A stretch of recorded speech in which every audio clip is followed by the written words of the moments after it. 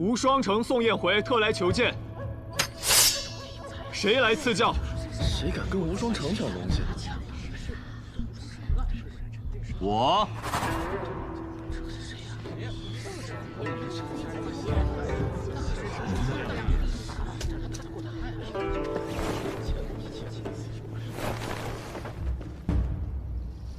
你是叶鼎之。叶鼎之，从没听过这个名字，估计又是个愣头青吧？无双城都敢挑战，这次估计得把命给留下。这人，我怎么好像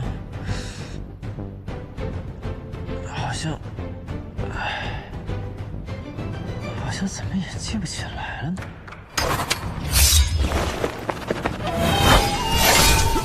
好快的剑法！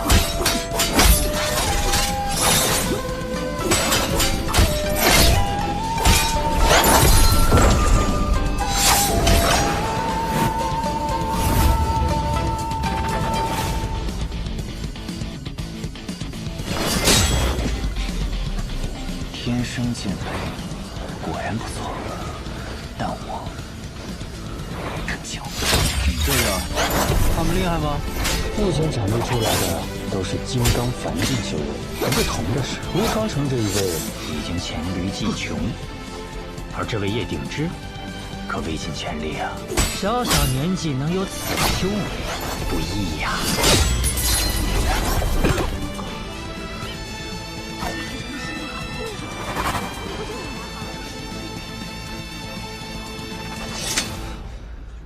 宋某技不如人，承让。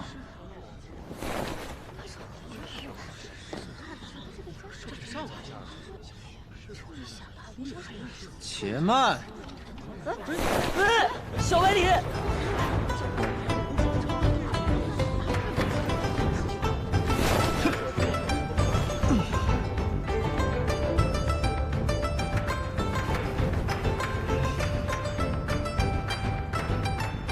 我也要取剑。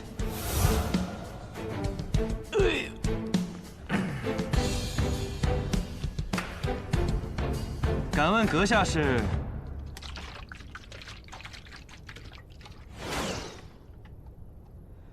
百里东君。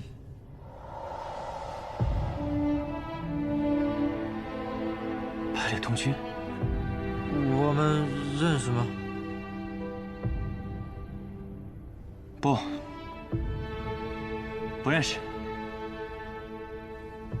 那你不是要取剑吗？那你的剑呢？我的，对啊。小公子，见见你。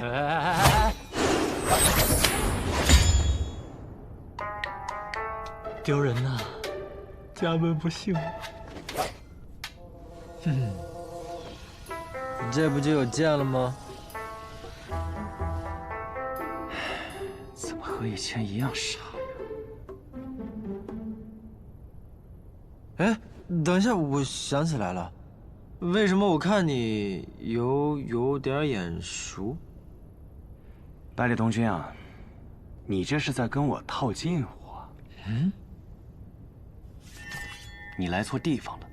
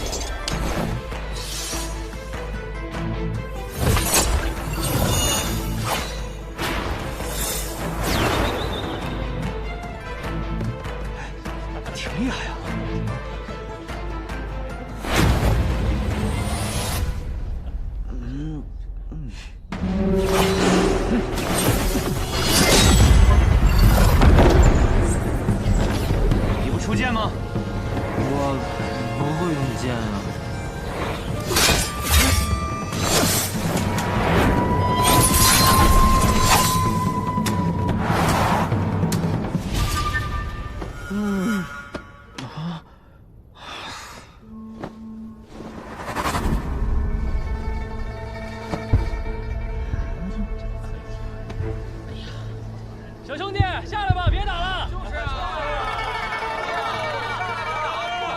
别受伤了，别打了。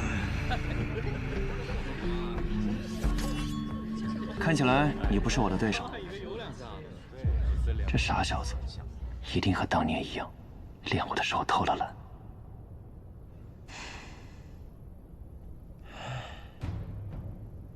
剑，我会剑术吗？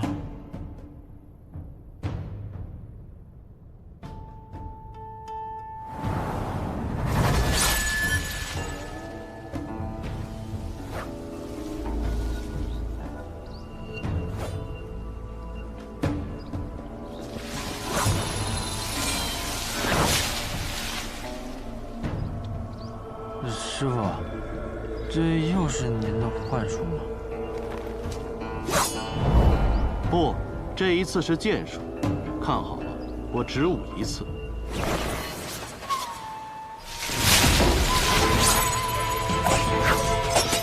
我有一剑，能称绝世。何为绝世？天上地下，过往明天。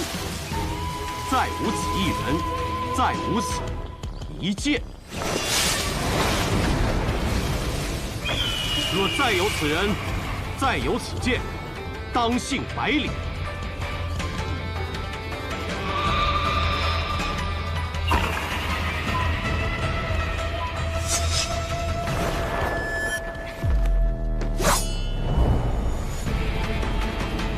我想起来了，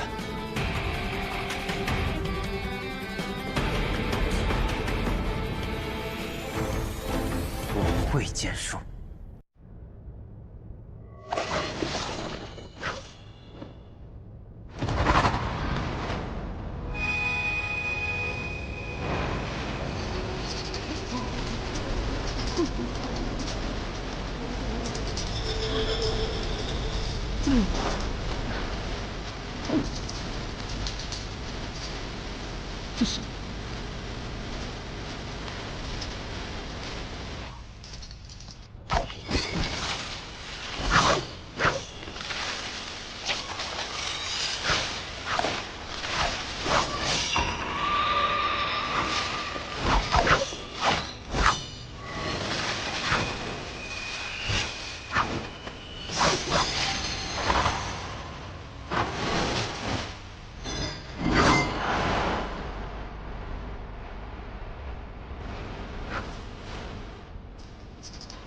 西楚剑阁，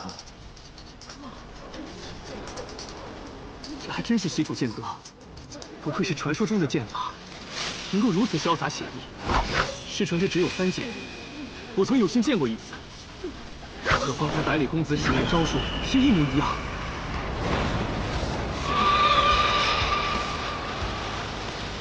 可是他用的是完整的剑招。小白李怎么会西楚剑阁？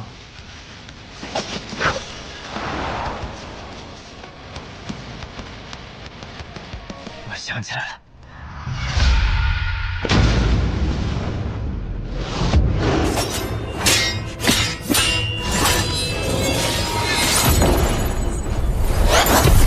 剑歌，可为何只有剑，没有歌呢？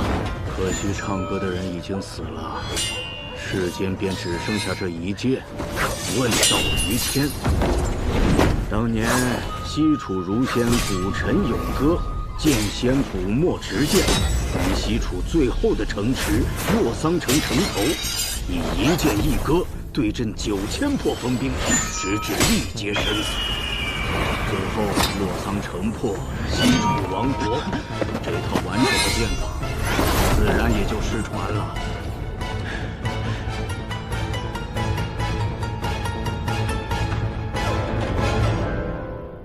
我外甥，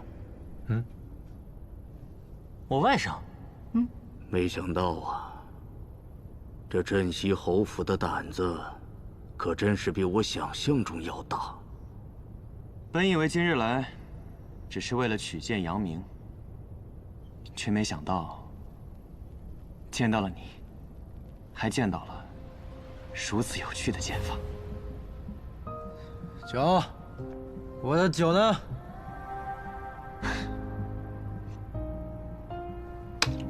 接着。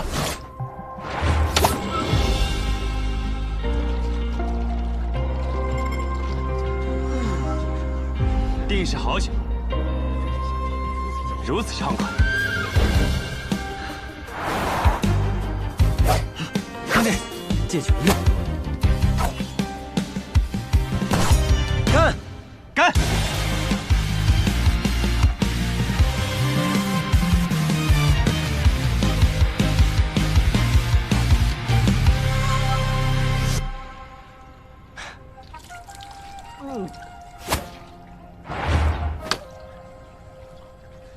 痛快！陈剑有九天，竟然还真有歌呀！茫茫去不还，自歌云霄里，奏吟3万堪。仙人在我心中，今日只吟至此处。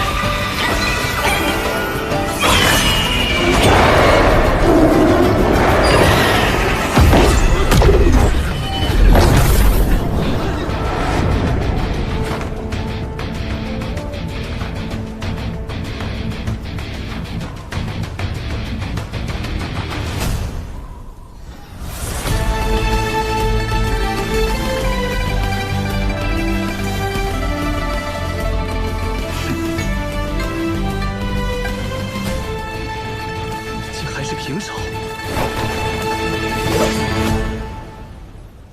再来，不打了。无论多强的实力，在失传的剑舞面前都不值一提。能见到完整的西楚剑歌，乃是我辈剑客最大的幸运，可比获得一柄好剑要珍贵的多。不染尘，该是你的。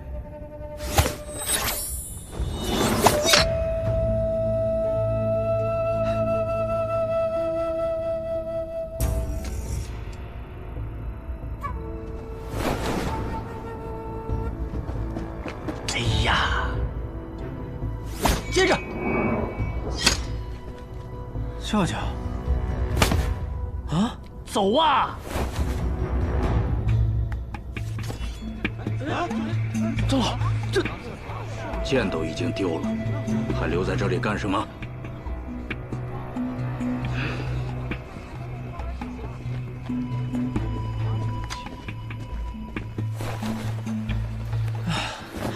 舅舅，我打他正起劲了，怎么就走了呀？我还觉得那叶鼎之很是有趣，想跟他交个朋友呢。都什么时候了，交什么朋友啊？我不知道你的剑法是从哪学来的，我只知道如果我们再不走的话，就会被那些剑客生吞活剥喽。走。这傻小子，学会了很了不起的东西啊！快追，留下他，那可是西楚剑歌。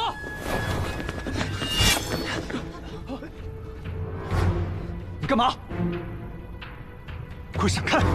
各位，盛会还未彻底结束呢，怎么这么急着要走啊？你要拦我？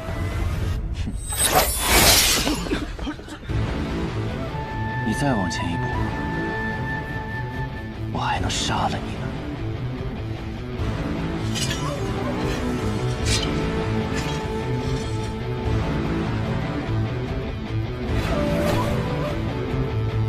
造一个。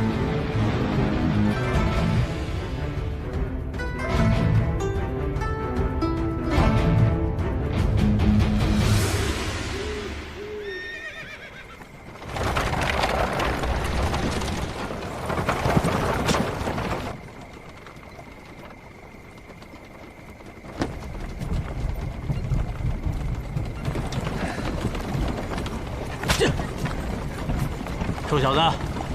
顺着去玄东城还有一段距离，赶紧把剑法的事给我交代了。可我总觉得，我们这么一走，好像错过了些什么。别扯开话题，我们能错过什么？错过了一场重逢。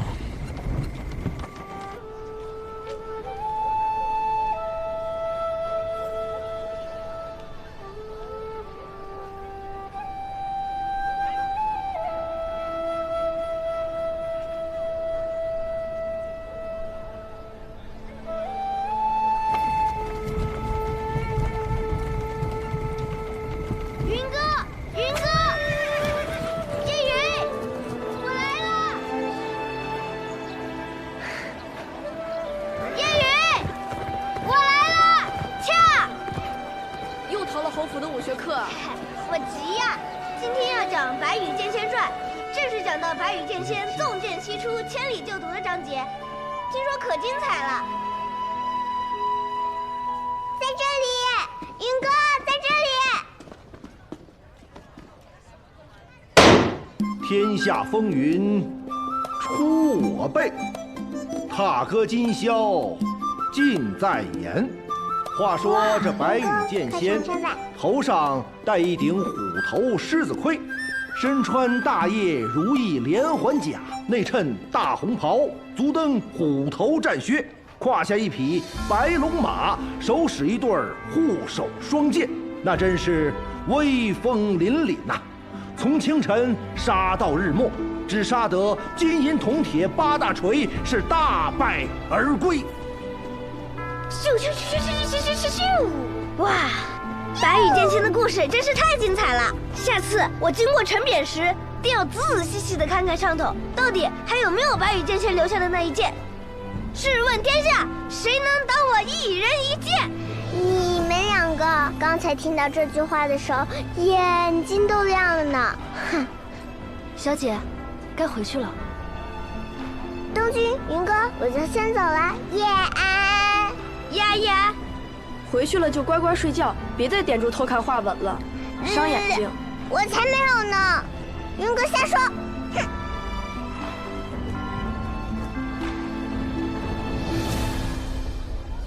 下一章应该要讲到白羽剑仙与酒仙相识相交，一同游历江湖的故事了，一定更精彩。唉，我也想像白羽剑仙一样，一剑入仙，想干什么就干什么。我也是。哎，我听爷爷说，云哥，你天资聪颖，功课又好，以后定能继承父业，当大将军的。当将军有什么意思？我长大了，要去闯一闯那书中的江湖，做一个行侠仗义、无拘无束的剑客。那你也带上我。这怎么行？若是带了你，侯爷岂不是要提刀来找我？不行不行，你爷爷可是所有人知道都要打寒战的杀神。你胡说！我爷爷明明是全天下最温和的人。反正我跟定你了，云哥，你不是我大哥吗？大哥理应带着小弟。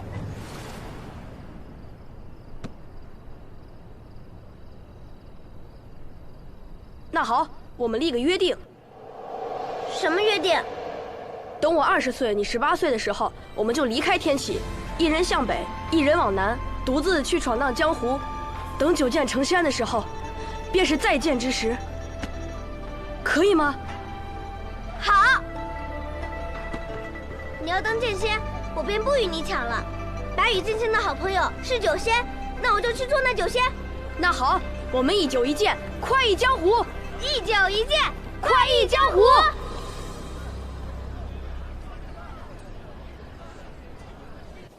大将军叶羽自恃功高，以权谋私，不敬圣人。有人检举，其有通敌叛国之嫌。然念其昔年护国有功，超满门，族人流放，叶羽带走面圣。亲子。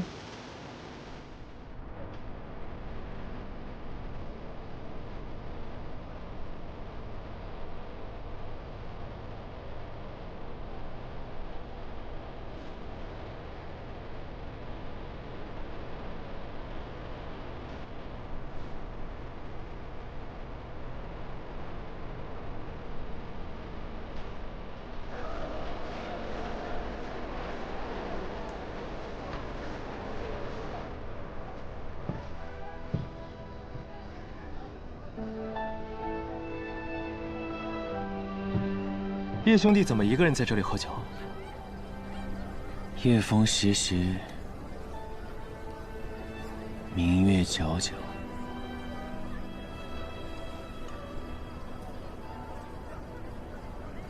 一个人喝酒，或许更美。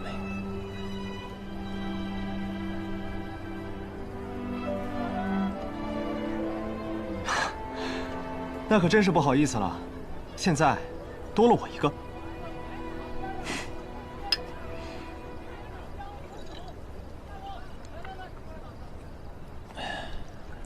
叶兄弟认识那小公子？我注意到，你听到那小公子名字的时候，脸上闪过一瞬惊色。那种惊，不似久闻大名的惊叹，也不像初见英才的惊艳，倒像是久别之后意外重逢的惊愕。王兄不仅剑术高深，观察人也很有一套。只是，我也听说。望城山有位不世出的天才，年仅10岁便展露出惊世的才华。想必王兄这次来取剑，便是为了这位小师弟吧？只是小师弟怎么不一起来呢？啊，今日有幸，有此好酒，有此明月，快哉，快哉！叶兄弟，我们还是聊聊别的吧。不聊了，走了。这就走了？有要事。怕晚了就赶不及了。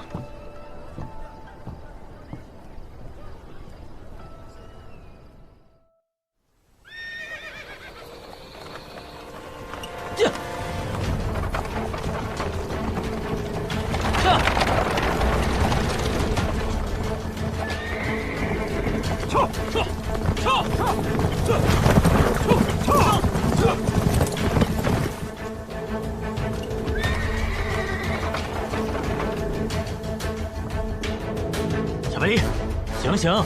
喂！醒醒！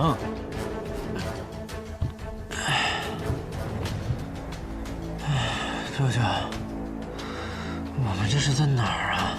千东城地界啊。喏，接你的人都来了。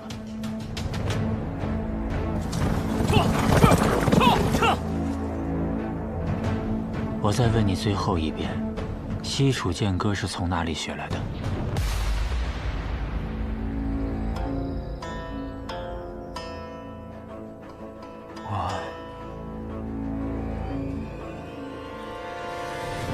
温先生，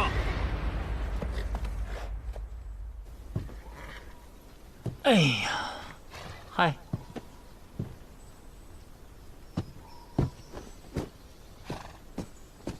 陈副将，你怎么来了？我爷爷让你来接我的吗？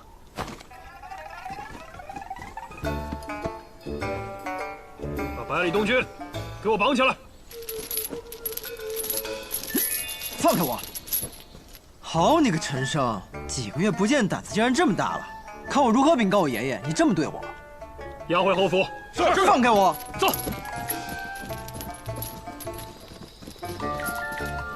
温先生。哎。多谢。啊，不客气。不知温先生接下来是入城休息几日，还是直接回温家了？既然来都来了，就去看看我那个妹妹吧，顺便看看小百里下场如何。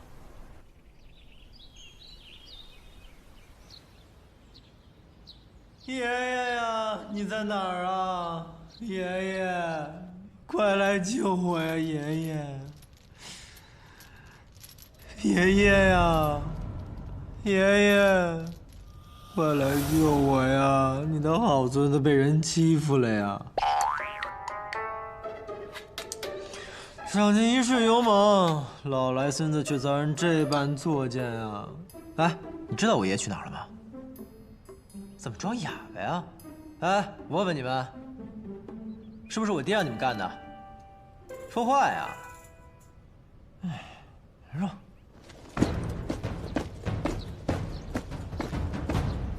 爷爷，爷爷呀，快来救我呀！爷爷，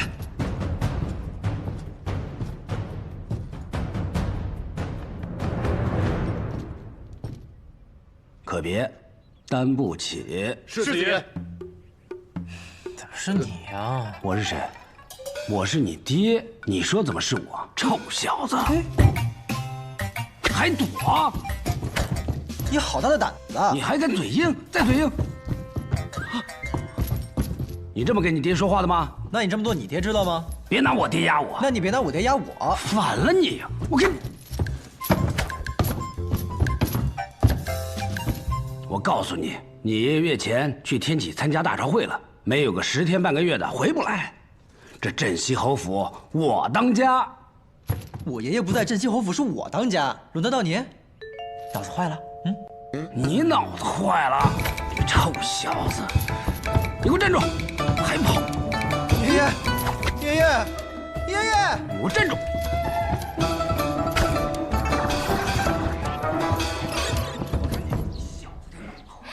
有了小公子在，这侯府才算是有了生气呀。都是你们这群心大的给惯的。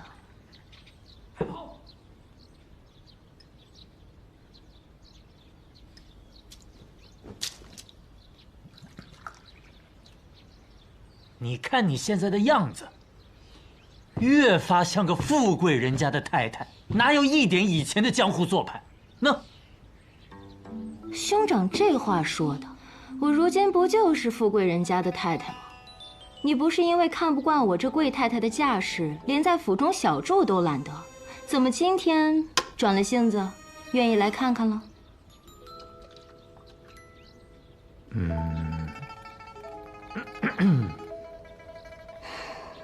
都下去吧。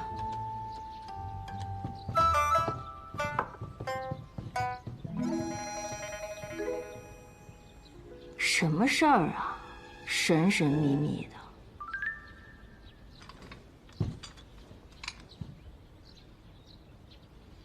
剑，真是一柄好剑。我从小到大看过的名剑不少，却没有一柄能够比得上它。哥哥，这是10大名剑中的哪一柄？都不是，这是名剑山庄的少主魏长风新铸造出来的仙宫品剑，不染尘。这是名剑山庄的仙宫品，多少年没见过这等品阶的剑了。所以，今年剑灵开启，你去夺剑了？你要是靠毒夺了这把剑，怕不是要成为天下剑客的仇人啊！吼，恐怕这天下剑客的仇人要另有他人喽。我是去了剑灵，但是剑不是我夺的，是你儿子亲手夺的。哥哥，你就别拿我开涮了，我儿子才会几招剑法呀，就能去剑林夺剑。我就说你们别总惯着他，这就是你给他抢的吧？怕老爷子不让，推说是他夺的。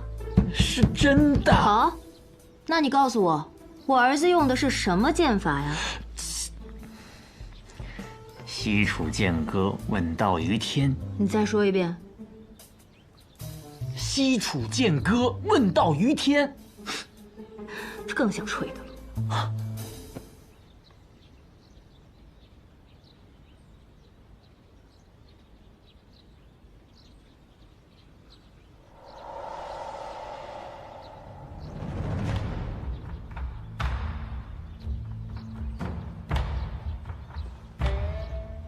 名剑山庄，无双城，天下的剑客都看到了，或许还不只是天下的剑客。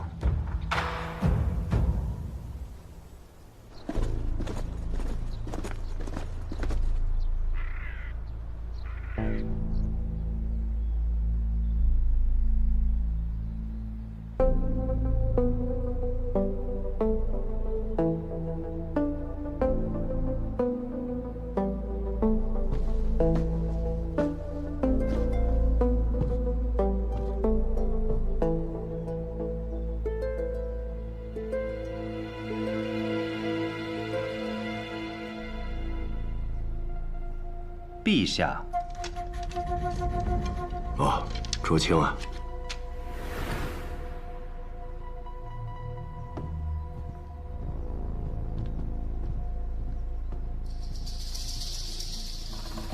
陛下，何事？这是影宗今日递上来的消息。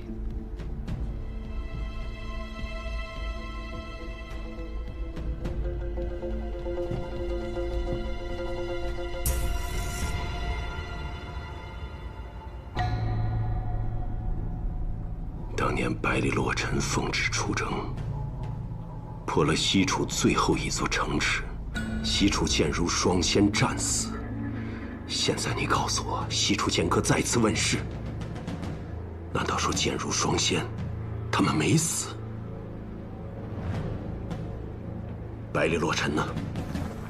大朝会结束之后，已离开天启，回黔东城去了。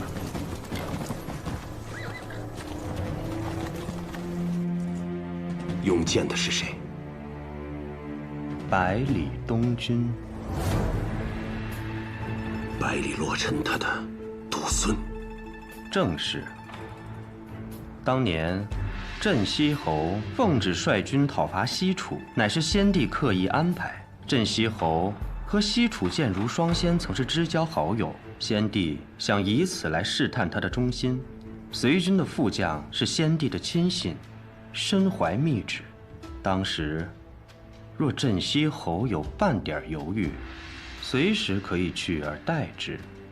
然而那场战役的最后结果，世人皆知：西楚国破，双仙阵亡。当年孤亲眼见过剑仙的尸首。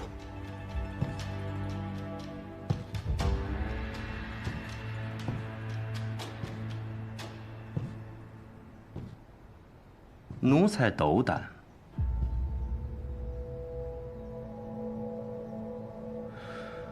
如果那场战役活着的是那如仙，便是当年百里洛尘辜负圣恩。西楚剑仙虽然剑法绝世，但不过一介武夫，可那如仙身具耀人之术，能让寻常兵士以一敌百。 甚至能让濒死之人重新起来作战，正是这等鬼术，才使西楚这样一个边陲小国与我背离相抗。如果如仙还活着，可是比那剑仙更可怕的存在。当年一战，西楚如仙即便没死，也定然身受重伤，不然不会藏身黔东城多年不出。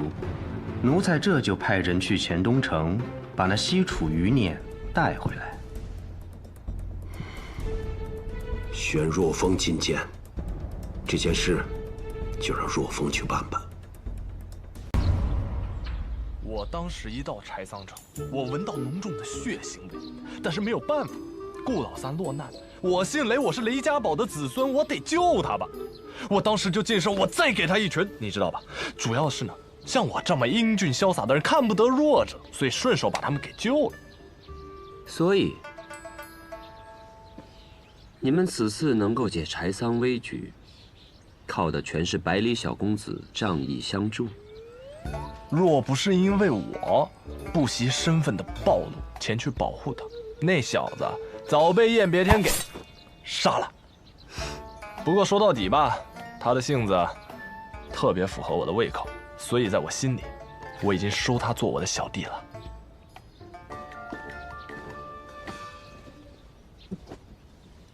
老七，你这表情，打什么主意呢？学堂大考，马上就要开始了。你是说？或许，师傅的关门弟子，我们的小师弟。可是他再怎么说，也是镇西侯府的小公子。 这镇西侯爷能让他入天启吗？不可能。再说了，他那功夫啊，差得离谱，他也只有轻功还凑合。我也就是随口一说。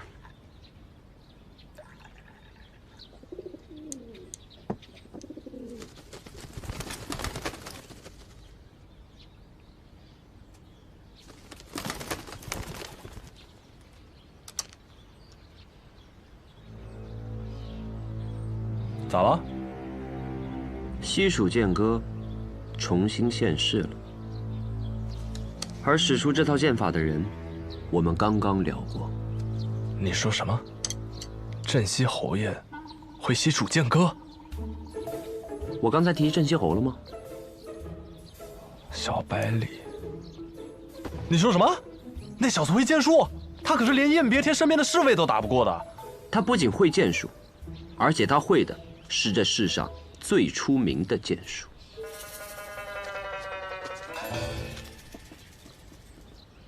小先生，宫里来人了。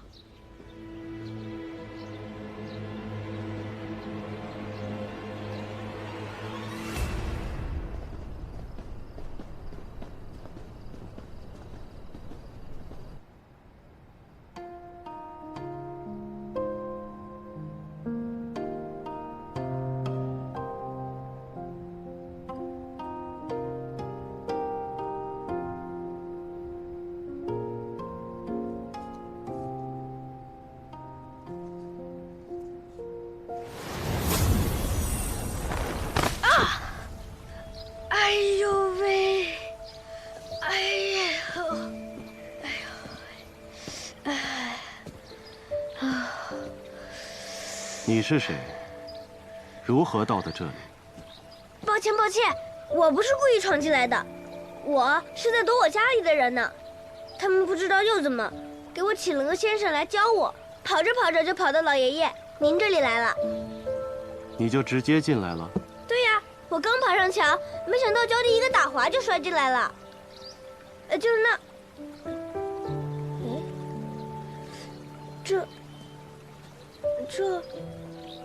这，我明明是摔进了院子里呀！我在院外设了阵法，寻常人是到不了这儿的。你既能破我阵法，说明你我有缘分。你可愿拜我为师？老爷爷，你要教我什么？教你什么？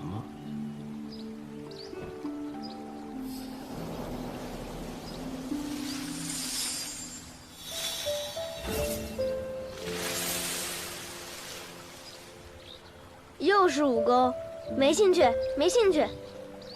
那你我缘分便只能到此了。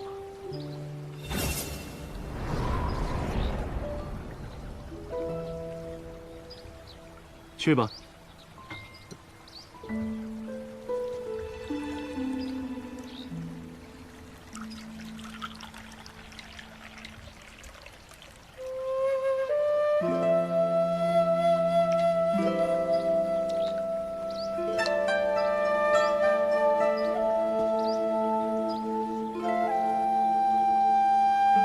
你能识酒？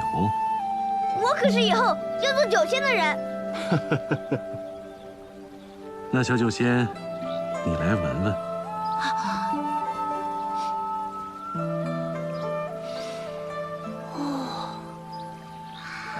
哇，好香醇的酒，哪里买的？我也要去买。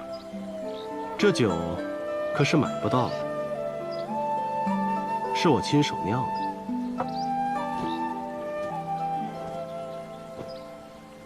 我拜先生为师，请先生教我酿酒。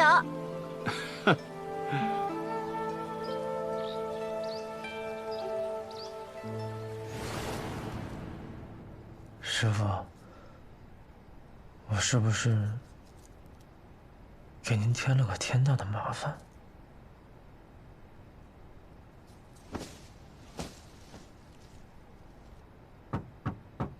东来。小公子，不是东来了。东来人呢？我这院里什么时候来了个女眷？东来是小公子的心腹，被世子爷调到西院去了。瑞儿是从别院调过来的。我爷爷什么时候回来？今日听府上送信的人来说，怕是还得3、4天吧。等不了了，我得马上去见师傅。瑞儿，你立刻前往洛城巷，找个叫做怀仁的药铺，通知里面的人，快马加鞭，一刻不停地往天启方向跑，直到遇到侯爷的军队，听到了吗？哦，小公子，您这是想让老侯爷早点回来替您撑腰啊？我可是世子妃的人啊！别演了，我娘亲肯定是装的骗我爹，好把你安排在我的身边，都是自己人。天哪，到底是谁给了小公子这样的自信啊？当然是我跟我娘亲这么多年来的默契啊！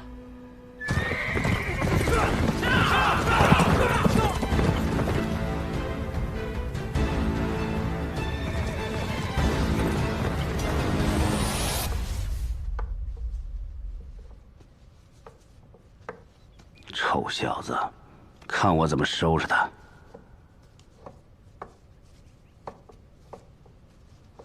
昨日，哥哥同我说，他们回来的路上先去了剑林。嗨，我觉得大舅哥啊，这事做的没问题，是该让东军长长见识了，不然真成了废物了。他们去了剑林，抢了一柄仙宫品的剑，是东军自己夺的。哥哥什么也没有做，用的剑法是西楚剑歌，问道于天。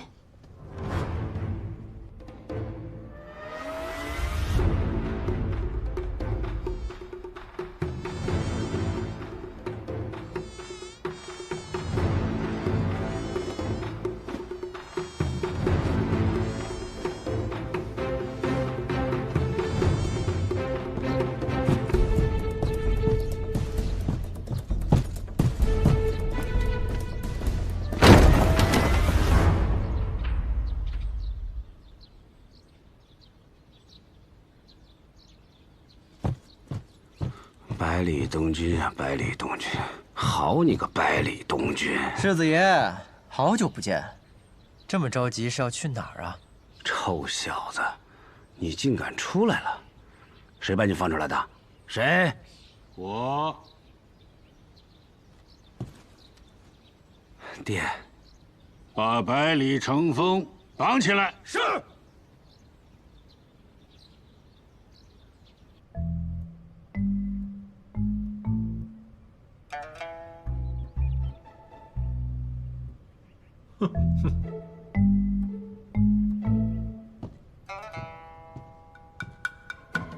哟，世子爷，您怎么在这儿啊？被绑的还开心吗？要不要去柴房休息休息？嗯。东军，娘，父亲，成风好歹是世子，洛邑知道您疼爱东军，但现在面子也落了，罚也罚过了，就给他松绑吧。是啊，父亲。我有让你起来吗？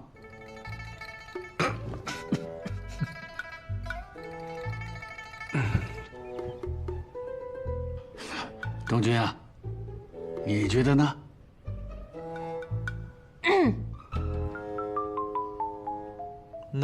那便给世子松绑吧。东军，你出门远游，最近可有什么收获呀？收获可大了，爷爷，您听过一首诗吗？啊？风华难测清歌雅，琢磨多言凌云狂。柳月绝代莫尘丑，卿相有才留无名。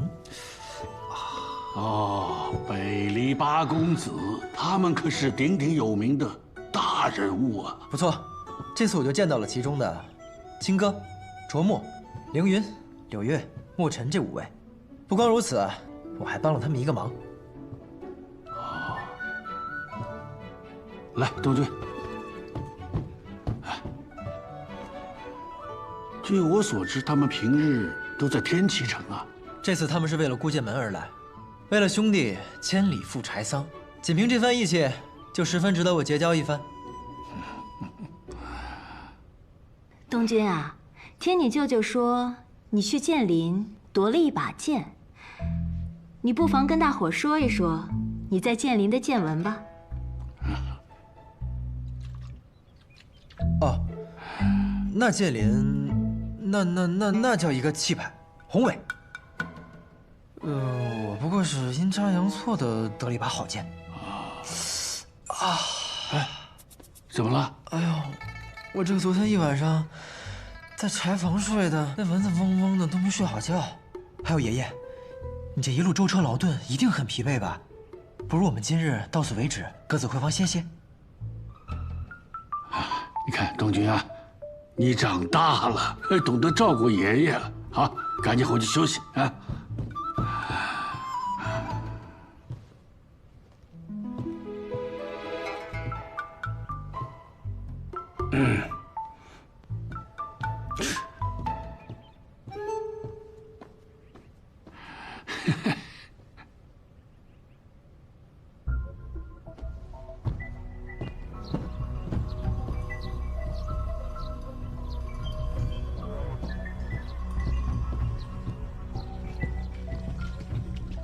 好了，你也先回去休息。是。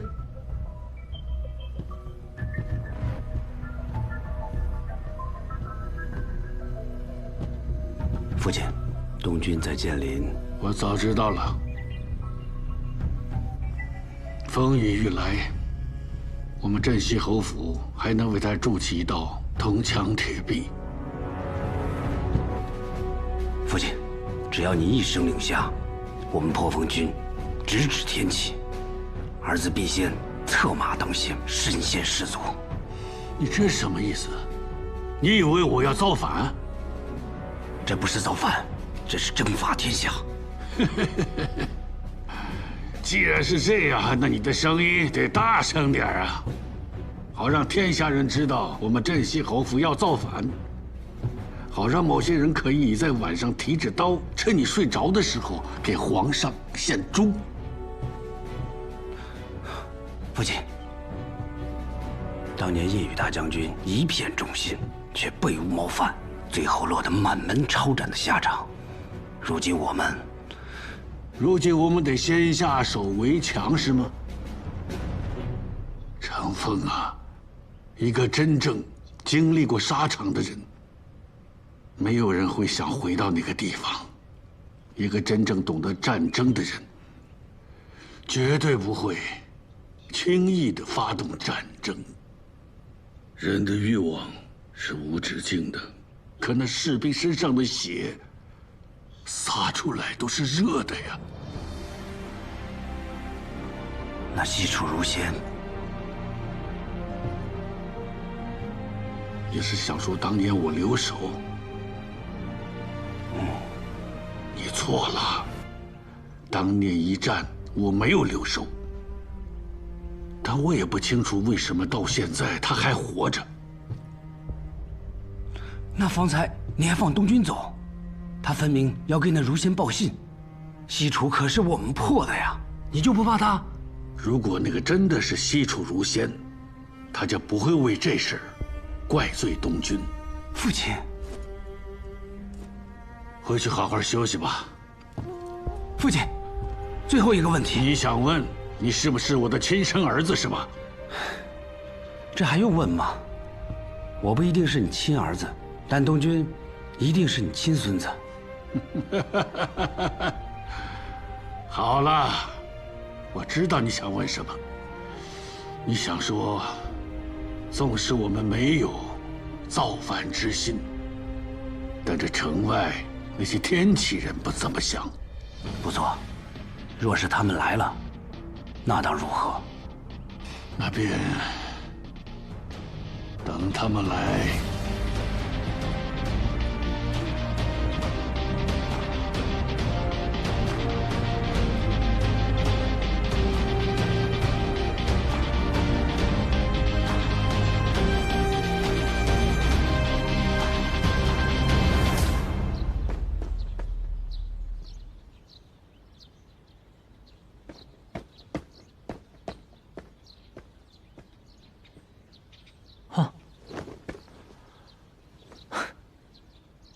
这小滑头，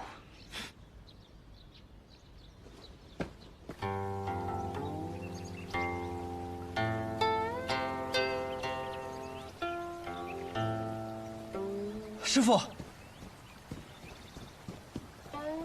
东君回来了，此次出行可完成心中所愿？师父，现在不是说我的时候，我好像给您添了个大麻烦。什么样的麻烦才算是大麻烦？师父，在剑灵大会上，我用了您传我的那套剑法，但天下剑客竟然都很震惊似的，说是什么失传已久的绝世一剑。师父，虽然这么多年来您从未提起过您的来历，但我有一种直觉，您的身份一定不一般。那套剑法要那么的特别，他们一定会想办法来找您的。我何时传授你剑法了？师父，我只是记得有一次我喝醉后见到您舞过，我之前还以为那只是我的一场梦，但这一次在剑里，我喝醉之后，便自然而然地使出了那套剑法，就好像种在我的脑子里一样，不用回忆，也不用思考，仿佛不是我在用剑，而是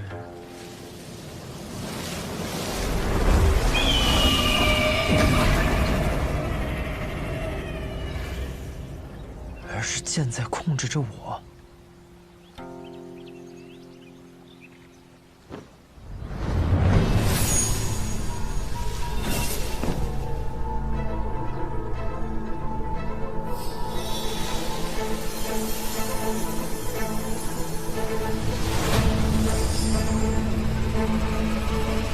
拿着。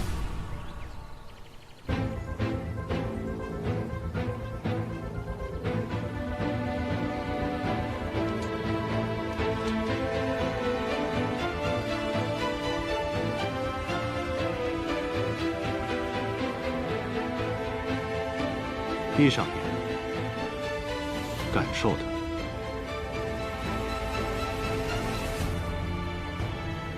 别人练就10年，而你只需看上一眼，你知道为何吗？难道是因为我也是天生剑胚？好吧，我不知道。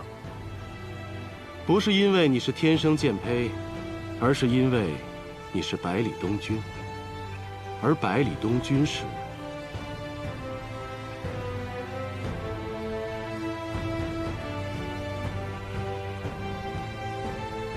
因为我是百里东君。师父，我不明白，已经有很多人这样说了。我是谁？我是百里东君。可为什么是我？因为我是百里东君。以后，你自然会明白。东君，匹夫无罪，怀璧其罪。你想要学剑吗？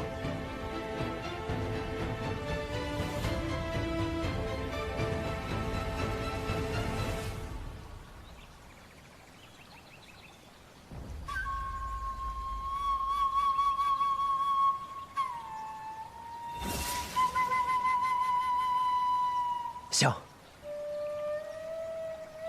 师父，我想学剑。云哥死后，我的行事越发乖张无度，爷爷一直纵容着我。我知道，他和我的想法是一样的。作为手掌兵权镇西侯府的小公子，我越纨绔，天启城那卫便越放心。爷爷不希望我走上云哥的老路，但是这一次我见到了真正的江湖人，见到了很多很厉害的人。或许仅凭现在的我，还不足以名扬天下，还不足以守护我想守护的人。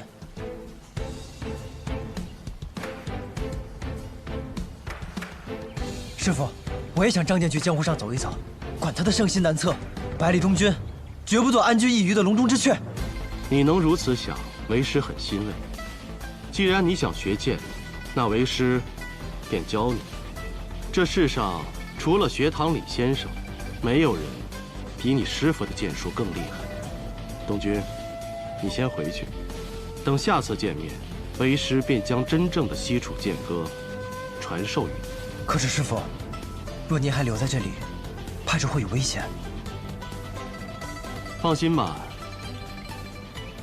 既然木已成舟，那索性不去躲他，便是等他们来，又如何？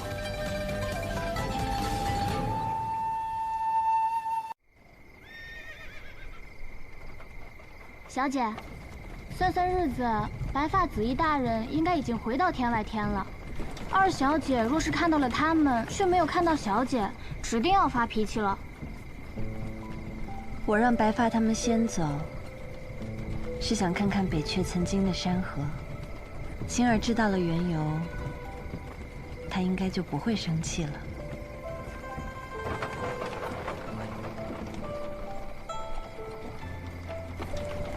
小姐，那儿有一户人家。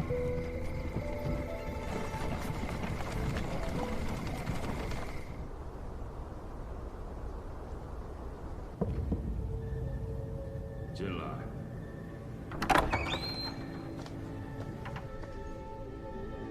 禀无相尊师，西楚剑歌问世，天生五脉也找到了。剑仙当年已死。 尸体挂于城墙，我亲眼所见。那能将西楚剑歌传世的，只剩下了儒仙。儒仙，要人之术，我们复国指日可待。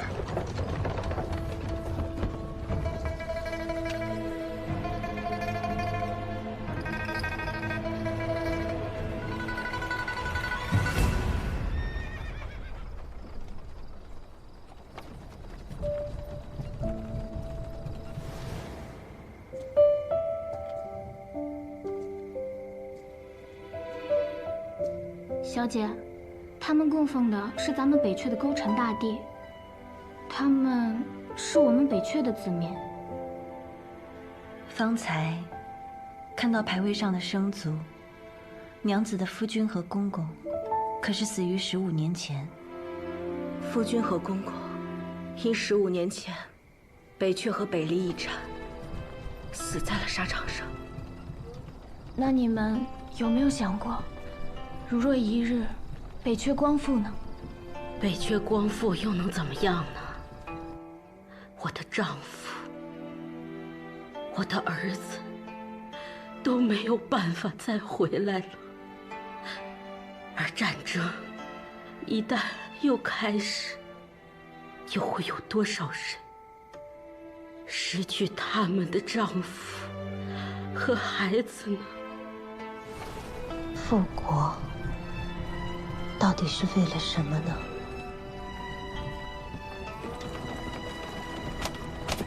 小姐，你在想什么呢？再往北20里，便是故都了吧？每年元宵，花灯满城。我原以为那是人间最和美的景象，可是好像…… 不论它还是不是一个国家的都城，不论执掌它的还是不是那个人，若是10年安稳，到了元宵，依旧还会花灯满城。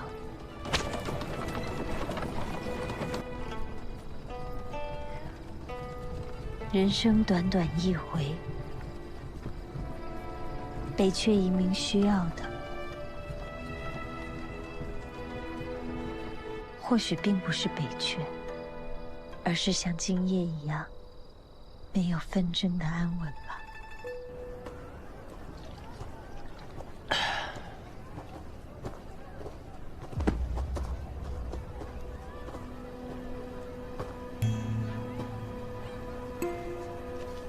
西楚剑术大道朝天，世人皆仰，退而让之，寻其轨道为我所用。若危及百里，退。 父亲啊，父亲，我也想见见真正的大道。父亲传来的消息。父亲说，大道之下还有鬼道，大道留给世人，鬼道留给温家。鬼道是指什么？我也只是听说，却从未亲眼见过。据说是西楚的要人之术。 若真有此术，鬼神俱至。可是若拿不到呢？我也很好奇呀，若真拿不到，妹妹是帮百里家，还是温家呀？哎呦，那我到时候就问我儿子，他让我帮谁，我就帮谁。放心吧，父亲也说了，若危及百里，退。父亲说的是退，而不是住，说明他也意识到了这次事情不一样了。父亲是父亲呀，我是我，百里家我不管，我妹妹不能有毫发损伤，我外甥更不行。除非我温户就先死。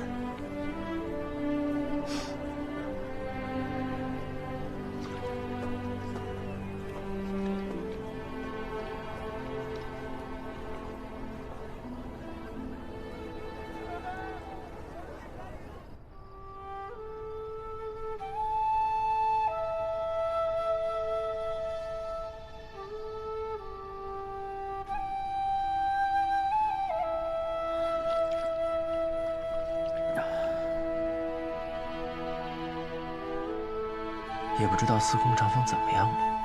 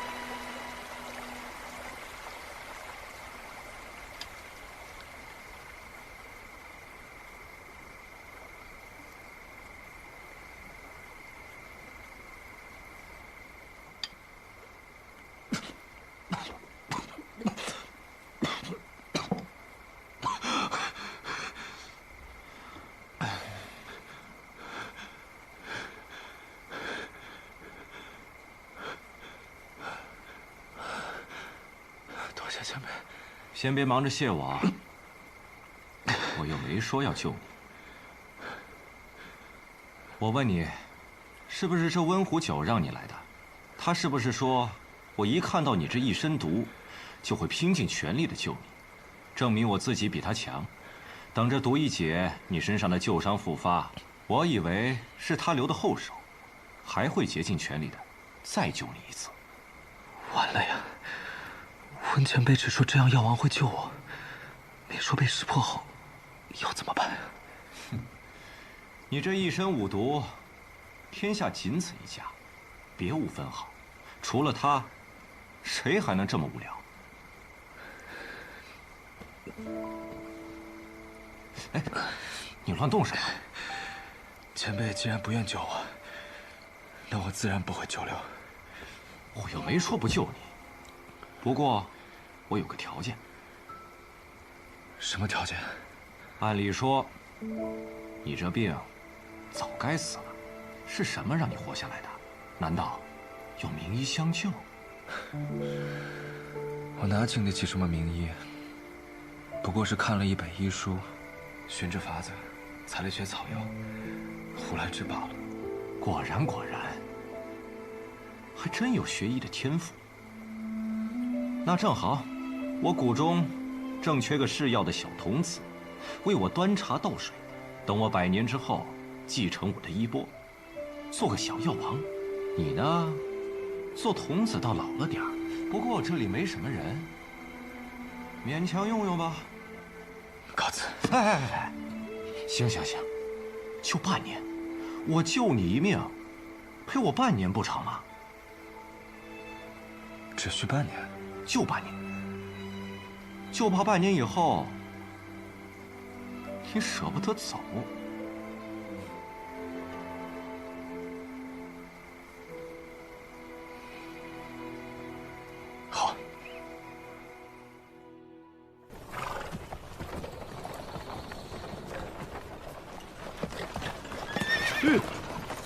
怎么了？哦，小先生，是卓墨公子。嘿，吃神农吗，宝宝？我就知道，以你的性子，一定日夜兼程、马不停蹄地往这儿赶。然后方才呢，我又掐指一算，你必定会途经这里。怎么样？我这时间地点算得不错吧？夸夸我。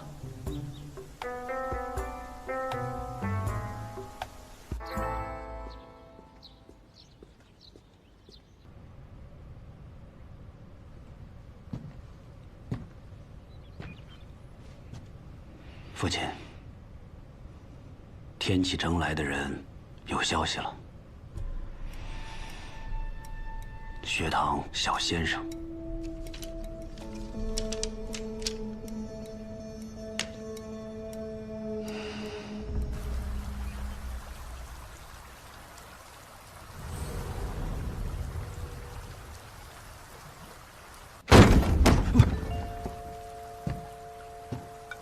哎，我说我亲爹呀，太阳还没出来呢，你干嘛呀？你舅舅说你要学剑法，赶紧滚起来练剑。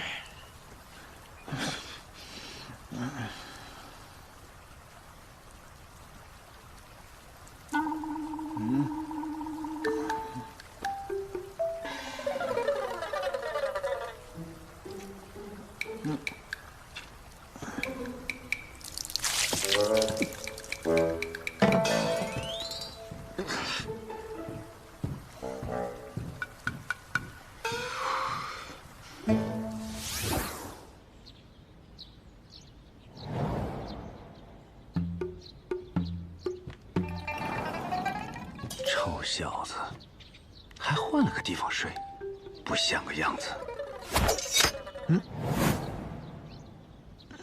拿好你自己的剑，剑客的剑不可以随便离手。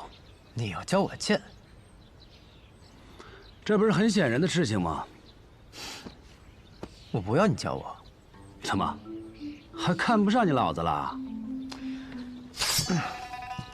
你看看，这剑如何？仙宫品的剑，自然绝顶。自然就是了。我既有仙宫品的宝剑，那自然要全天下最厉害的人来教我。我听说如今世上最厉害的人乃天启城稷下学堂的李先生。我去不了天启城，你找个差不多的人来教我吧。臭小子！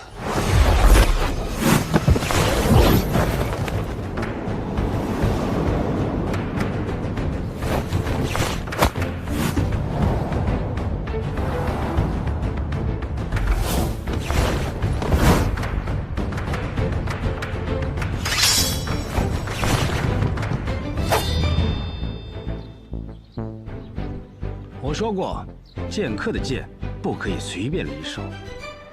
还我！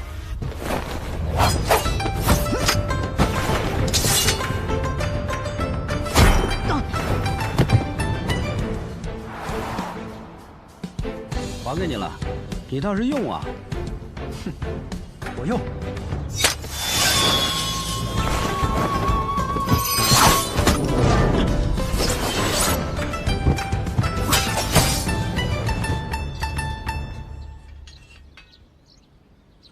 你这也叫做用剑？哼，再来！来什么来？你先学会怎么拔剑吧。哼，这不就是拔剑吗？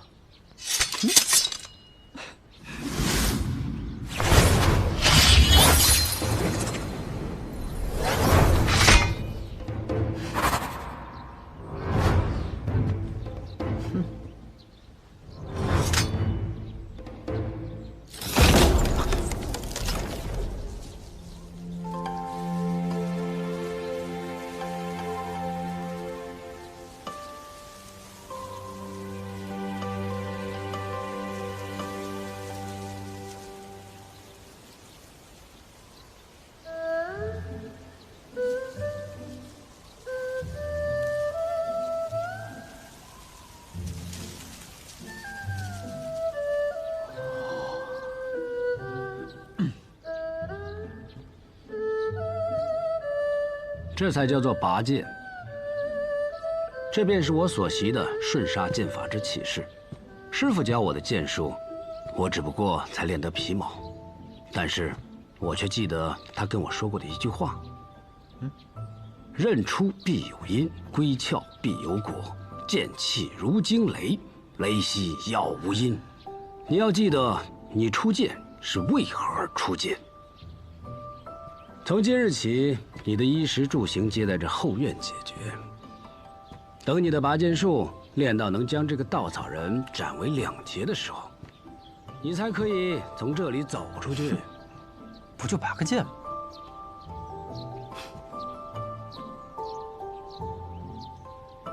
还挺帅。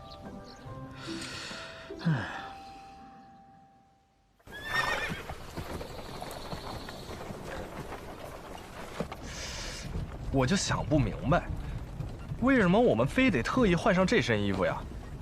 因为先生说过，白衣胜雪，公子如玉，这才是学堂应有的风范。我和你可不一样，我最讨厌穿白色，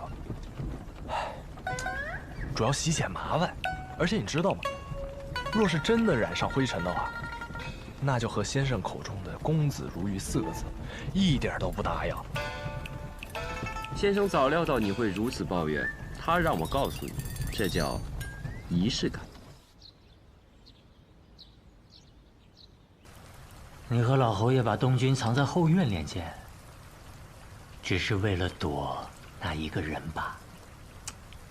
学堂小先生。这个小先生，可不只是学堂小先生啊。那区区一个后院，还能藏得住东君啊？哎，他要是真的一剑，把那个稻草人给砍了呢？就算他再有天赋，短短几天内根本摸不到拔剑术的皮毛，没有内力作为根基，给他1个月也不够。若是他已有内力呢？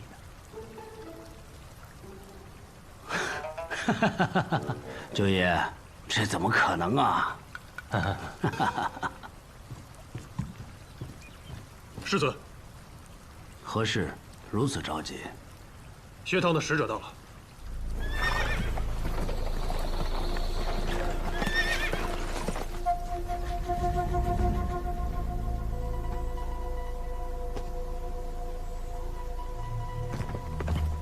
这位，应该就是镇西侯世子百里成风吧？他就是百里东君的爹？他可是个厉害角色。世子爷，小先生，久仰。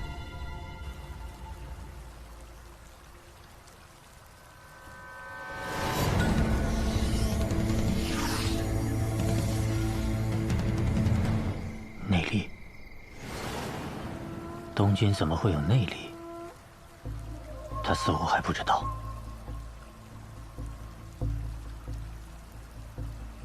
能在人不知情的情况下，以酿酒作为掩盖，为其打下内功根基，催生功力。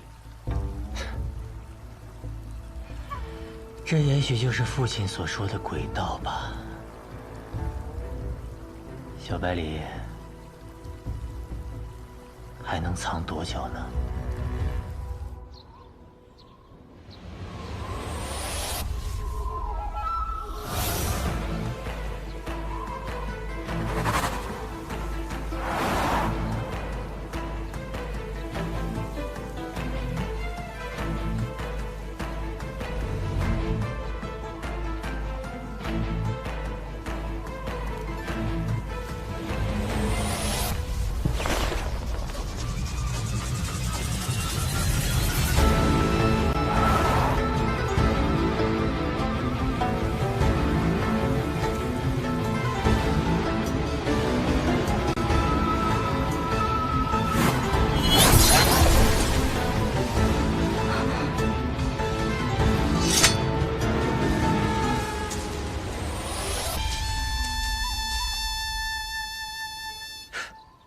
怎么样，还行吗？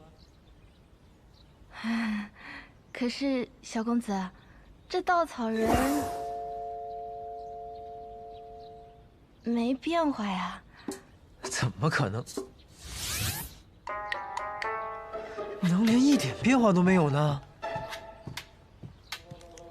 不应该呀！我明明用了很大力气啊！这什么破剑呀，还新名品，连个稻草人都看不到。不拔了。哎，小公子，这次可不能再出去了。上次世子爷就已经起疑心了，这次我再把你放出去，咱们是一伙的，这事儿就露馅了。行，那我不走，你让我爷爷过来救我。可是侯爷早上已经来过了呀。我爷爷来过了。嗯，他还在外面看了一会儿，说了句不错，就往军营去了。就连我爷爷都被收买了，好，气死我！哎，瑞儿，那你说，我从这个院子里出去最好的办法是什么？把瑞儿打晕，强行出去，或是练成拔剑术。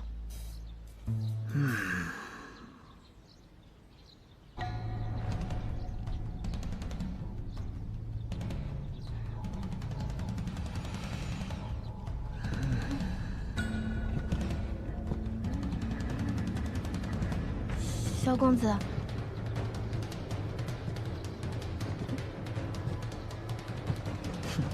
不就是拔剑吗？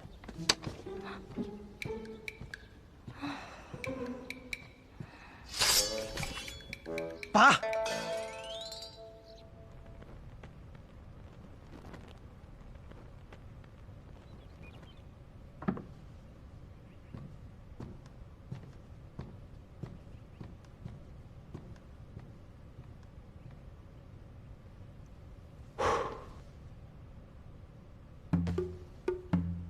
这位是？我也是学堂的弟子，不过呢，我不是这次的使者。这次我来黔东城，不过是想找个朋友叙叙旧罢了。世子爷，您就当我不存在就是了。这是我的一位师兄，江湖出身，说话一向如此。世子爷见谅。原来也是李先生座下弟子啊！千万别被那老头的名号给唬住。他呀，不过就是一个又普通又矫情的老头。你知道有多矫情吗？我也不乐意带这玩意儿，但没办法，学堂的规矩。世子爷，千万别怪罪。言重了。不知小先生这次来黔东城，是想带走几个人？若是小先生，他只想带走一个人。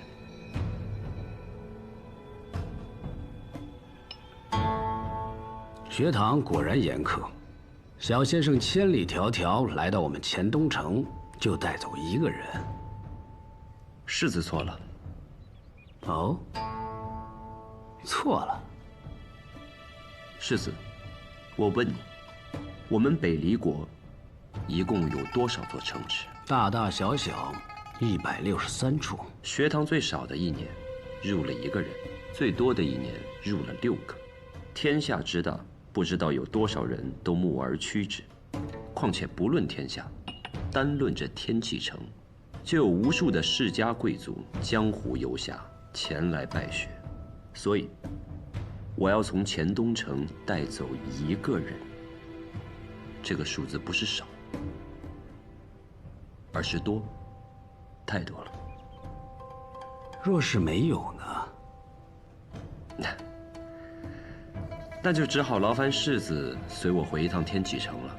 世子的天赋，先生时常称赞，就是年纪大了些。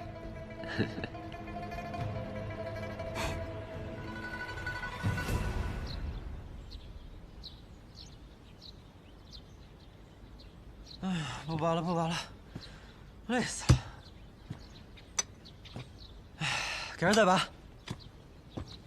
改日赛吧。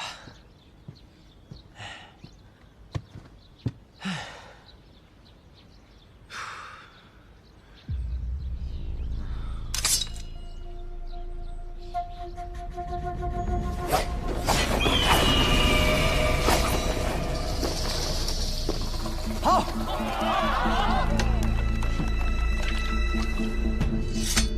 瑞儿，把我酒拿过来。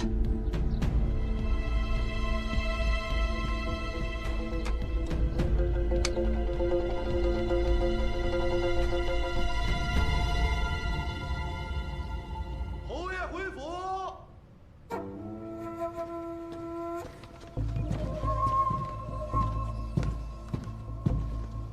镇西侯爷，请坐。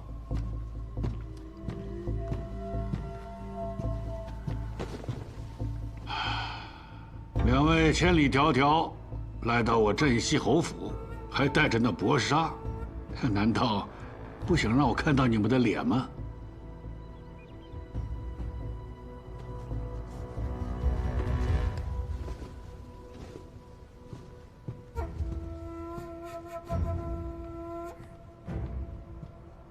此次来镇西侯府，我只代表学堂。我听犬子说，今天小先生来意，我破风军内确实良才不少，待会儿我一一安排，让小先生细细挑选。不急。哎，怎么没有见百里小公子啊？哎呀，我这孙子太顽皮了，前天去了城外玩。小先生，你就不用搭理他。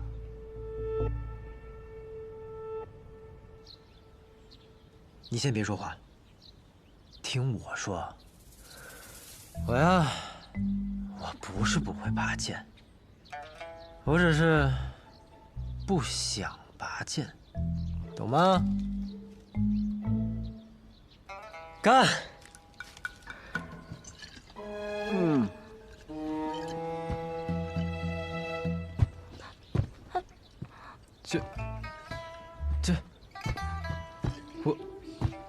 我的剑呢？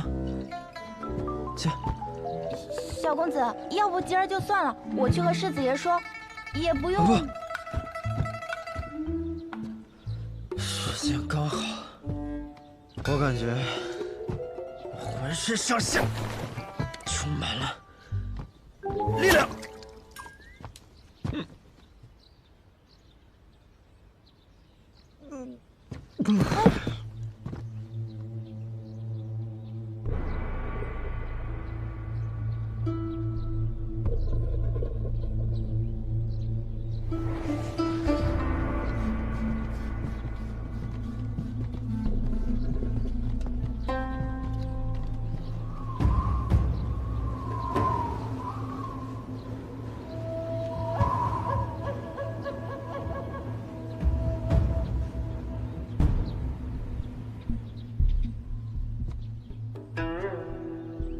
小先生，客房在这边。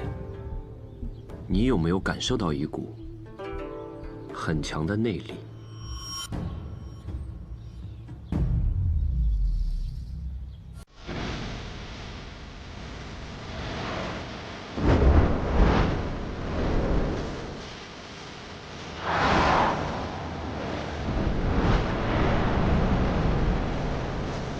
春风吹过，肉丝吹焦夜的窗，月下的帕里上，为我在停止破晓，跟着分明为我脚步的抹香，血液滋来的滚烫，它印在天灵上。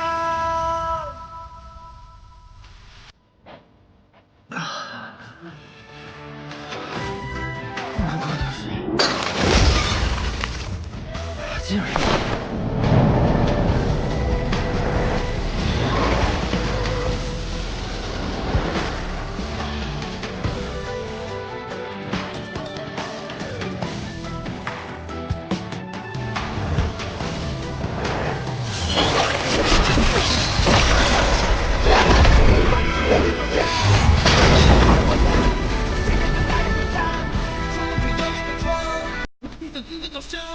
为我救护的我。样，看着屏上，穿过最耀眼的窗，马蹄在冰城走向，为我保护了模样，谁也曾来得快，穿过最耀眼的窗，马蹄在冰城走向，为我保护了模样，看着屏上。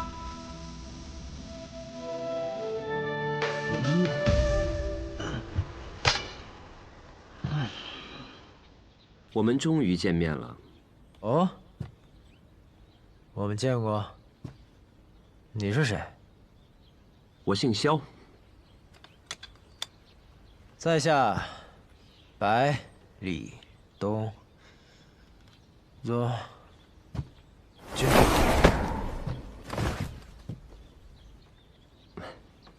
我知道。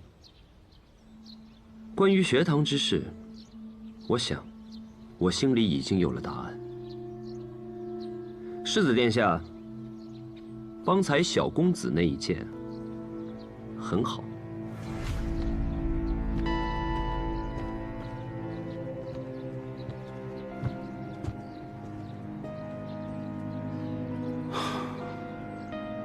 终究是没有拦住我。其实你从一开始就应该知道，藏不住的。 区区10日，东军的剑力怎么会增进到这个程度？难道真如你所说，他体内有着一流高手的内力？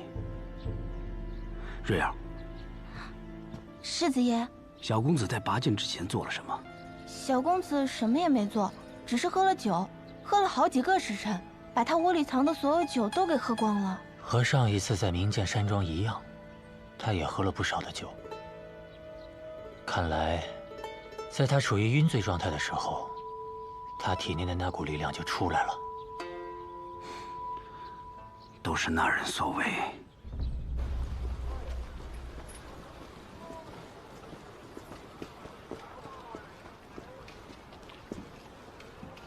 既然作为小先生的事情已经完成了，那么。 我也该去完成父皇交代我的事了。我随你同去吧。你呀，还是在这里看好我们未来的小师弟吧，免得他又被藏了起来。儿子无能，还是让他发现了东军。他就只看了一眼就走了。嗯。